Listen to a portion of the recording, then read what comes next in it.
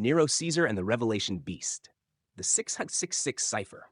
In Hebrew gematria, Neron Kaisar equals 666. Revelation's beast is not a future Antichrist, but Nero himself, the persecutor of the saints. An astrologer foretold Agrippina's fate long before her death, that her son would become emperor and kill her. Her reply, "Let him kill me, provided he becomes emperor." The chilling prophecy's fulfillment deepened the aura of doom. The reign of Nero, 54 to 68 CE, was overshadowed by supernatural omens and apocalyptic disturbances. Ancient historians recorded phenomena so striking that they became embedded in both Roman memory and Jewish prophecy. Tacitus records Nero's tormented conscience. He saw the ghost of Agrippina and the furies of vengeance. These divine avengers of matricide pursued him relentlessly. Evil portents in Rome, birds of ill omen settled on the capital. Earthquakes shook the city. Collapsing buildings crushed citizens in their flight. The public interpreted these events as the judgment of the gods. Cassius Dio's account. Dio describes Nero's escalating paranoia, so intense that he employed Persian magi to conduct rituals aimed at silencing his mother's ghost. No direct Old or New Testament prophecy tied to this omen. 2. Cosmic signs, eclipses, and celestial disturbances. Josephus report. During the Jewish War, 66 to 70 CE, an extraordinary solar eclipse darkened the land. To the ancients, eclipses were divine judgments, and this one occurred at a time of national upheaval. Roman memory, both Tacitus and later chroniclers tied eclipses to Nero's reign, recording them as warnings from heaven. Apocalyptic parallels. And I beheld when he had opened the sixth seal, and lo, there was a great earthquake, and the sun became black as sackcloth of hair, and the moon became as blood. Revelation 6:12. Nero's elephants refused to move. Suetonius records that Nero's elephants, part of his grand triumphal displays, refused to proceed, no matter how they were beaten or driven. Elephants, emblems of imperial spectacle, here became symbols of divine rejection of Nero's power. No direct prophetic counterpart, though symbolic of God confounding human pride, cf. Psalm 33:10. 4. Signs over Egypt. Josephus and others describe heavenly signs over Egypt, visions of armies in the sky, and celestial portents of upheaval. Egypt, archetype of oppression, again became a stage for divine warnings. The burden of Egypt. Behold, the Lord rideth upon a swift cloud, and shall come into Egypt, and the idols of Egypt shall be moved at his presence. Isaiah 19:1. 5. Voices in the temple. Let us depart. Josephus records that before the temple's destruction in 70 CE, a great voice was heard within the sanctuary, declaring, "Let us depart from here." Interpreted as the angels of God abandoning the temple, this marked the desolation of the covenant sanctuary. And I heard another voice from heaven saying, "Come out of her, my people, that ye be not partakers of her sins, and that ye receive not of her plagues." Revelation 18:4. 6. Prophetic apparitions and portents. Chariots in the sky. Josephus describes visions of armies and chariots moving through the clouds over Judea. And Elisha prayed and said, "Lord, I pray thee, open his eyes that he may see." And the Lord opened the eyes of the young man, and he saw, and behold, the mountain was full of horses and chariots of fire round about Elisha. 2 Kings 6:17. Temple portents. A heifer led for sacrifice gave birth to a lamb in the courts, a shocking omen of covenantal upheaval. And another sign appeared in heaven, and behold, a great red dragon, and she being with child cried, travailing in birth and pain to be delivered. Revelation 12, verse 1-2. KJV, symbolic resonance. The eastern gate opens. Secured by 20 men, it opened on its own at night. Priests feared this was God abandoning his house. Lift up your heads, O ye gates, and be ye lift up, ye everlasting doors, and the King of glory shall come in. Psalm 24:7, KJV. Here inverted, the glory departing rather than entering. 7. Nero's suicide and the Nero Redivivus legend.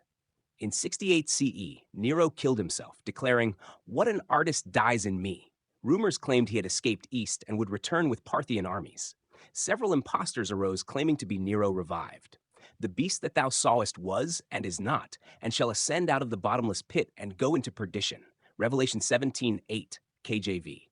The beast revealed. The reign of Nero was saturated with signs in the heavens, voices in the temple, supernatural portents, and omens of divine wrath. These accounts, preserved by pagan and Jewish historians, confirm that the first century world was the stage of prophetic fulfillment.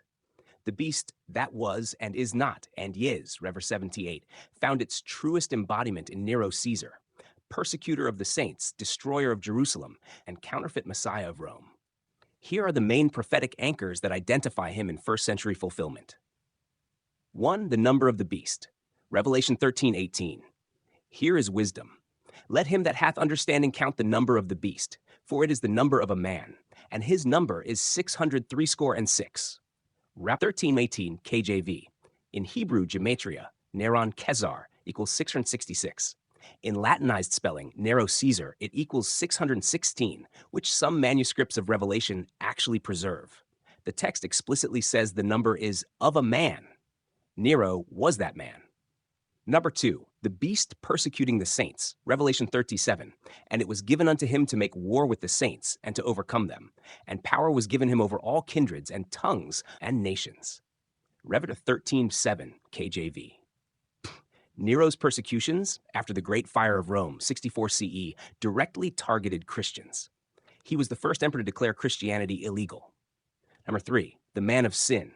2 Thessalonians 2, verse 3-4. Let no man deceive you by any means, for that day shall not come, except there come a falling away first, and that man of sin be revealed, the son of perdition, who opposeth and exalteth himself above all that is called God, or that is worshipped, so that he as God sitteth in the temple of God, shewing himself that he is God. 2 Thess 2, 3-4, KJV. Nero demanded divine honors as Lord and God, Dominus et Deus. He set himself above gods, even entering temples as if he were divine. Paul calls him the son of perdition, the same title used of Judas. Number 4, the little horn of Daniel. Daniel 7, 8, 21-25. I considered the horns, and behold, there came up among them another little horn, before whom there were 3 of the first horns plucked up by the roots. I beheld, and the same horn made war with the saints, and prevailed against them. And he shall speak great words against the Most High, and shall wear out the saints of the Most High, and think to change times and laws, and they shall be given into his hand until a time and times and the dividing of time. Dan 7, 8, 21-25, KJV.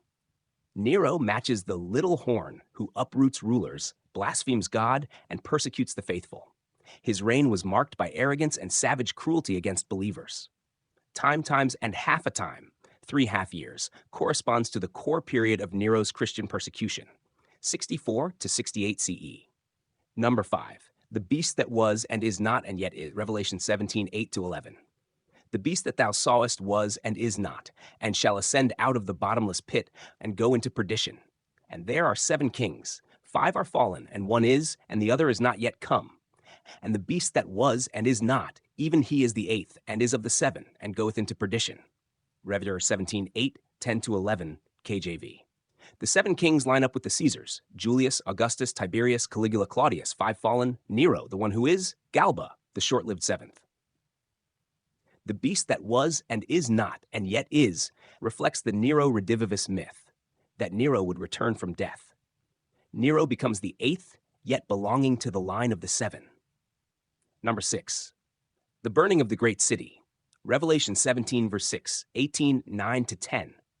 And the woman was drunken with the blood of the saints and with the blood of the martyrs of Jesus. And when I saw her, I wondered with great admiration. Rev. 17, 6, KJV. And the kings of the earth shall bewail her and lament for her, when they shall see the smoke of her burning, standing afar off for the fear of her torment, saying, Alas, alas, that great city Babylon, that mighty city, for in 1 hour is thy judgment come. Rev. 18, 9-10 KJV.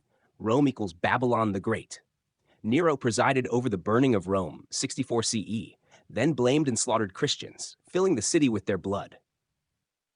KJV prophecies pointing to Nero. Revelation 13:18, 666 equals Nero Caesar. Revelation 13:7, war on the saints, Nero's persecutions. 2 Thess 2, 3-4, man of sin equals Nero demanding divine worship. Daniel 7, 8, 21-25, little horn, Nero's blasphemy plus persecution. Revelation 17, 8-11, the beast that was, is not, and yet is, Nero plus Nero redivivus. Revelation 17, 6, 18, 9-10, drunk on the blood of martyrs, burning of the city, equals Nero and the fire of Rome.